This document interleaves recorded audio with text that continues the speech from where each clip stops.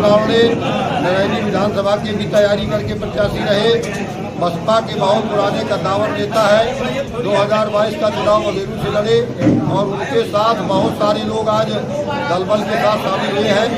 उनमें से हमारे लगभग 15 प्रधान हैं जो यादव समाज से आते हैं।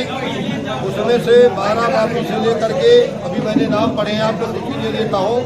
लगभग 15 प्रधान हमारे चित्रकूट जिले के ये आज जो यादव समाज से ताल्लुक रखते हैं और आज ये भारतीय जनता पार्टी में शामिल हुए हैं।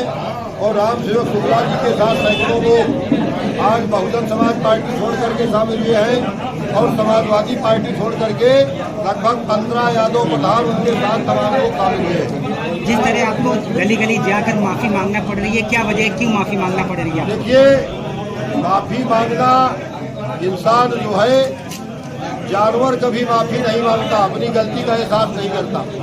इंसान को सदैव हम काम करते हैं तो इंसान को अंदर इंसानियत होनी चाहिए और इंसानियत के नाते इंसान को समाज में काम करना चाहिए। जानवर कभी, इंसान और जानवर में अंतर है। जानवर न कभी गलती अपने को समझता है कि मैं कर रहा हूँ और न गलती का एहसास करता है, न गलती मानता है, इसलिए वो जानवर कहा जाता है। और इंसान वही है जो इंसान के काम आवे। और अगर कहीं पर इंसान के सामने उसने कोई विसंगतियाँ की है तो उस विसंगतियों को कबूल करे कि हाँ, मुझसे यहाँ कहीं विसंगति हुई है, वही इंसान है। देखिए, एक वीडियो कोई 2019 का एक वीडियो कोई वायरल कर रहा कट करके, और वो वीडियो 2019 का है। उस समय गठबंधन लड़ रहा था चुनाव, आज गठबंधन नहीं है, आज तो हवाई का गठबंधन है।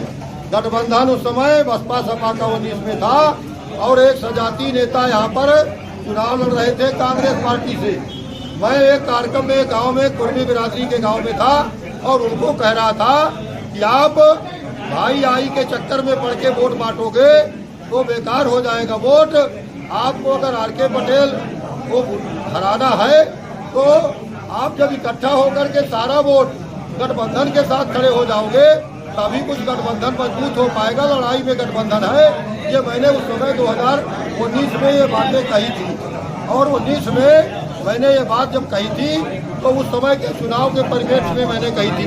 अभी कोई मेरा वीडियो आज मैं देख रहा था 2014 के पहले का, जब मैं बसपा में था उस समय का, पीछे बसपा का मंच लगा है और वो कह रहा हूँ मैं कि वो उसको मैं लड़ रहा था जब, तो मैं तो कहूँगा अपने लिए वोट मांगूंगा। तो उस पार्टी के नाम पर वो आज चला रहे हैं, आर.के. पटेल फलाने को वोट मांग रहा है। फिर समाजवादी पार्टी में मैं सांसद रहा, तो अगर कोई उस समय का मैं अपील कर रहा हूँ वोट मांगने की, तो वो वीडियो रिकॉर्डिंग निकाल के अगर कोई तोड़ के लगा रहा है आर.के. पटेल समाजवादी पार्टी के लिए इस तरह कह रहा है, तो ये तो लोगों का अपना कहने का तरीका है। लोग समझ चुके हैं, बौखला गए हैं। मोदी योगी जी के सामने कोई टीका नहीं। समाजवादी पार्टी का जो प्रत्याशी था वो बदल बुदल करके कभी पत्नी को ला रहे हैं, कभी पति आ रहे हैं, कभी और कोई आ रहे हैं। उनको पता लग गया है उनके पार्टी के नेताओं को कि यहाँ पर अब कोई जमने वाला नहीं है।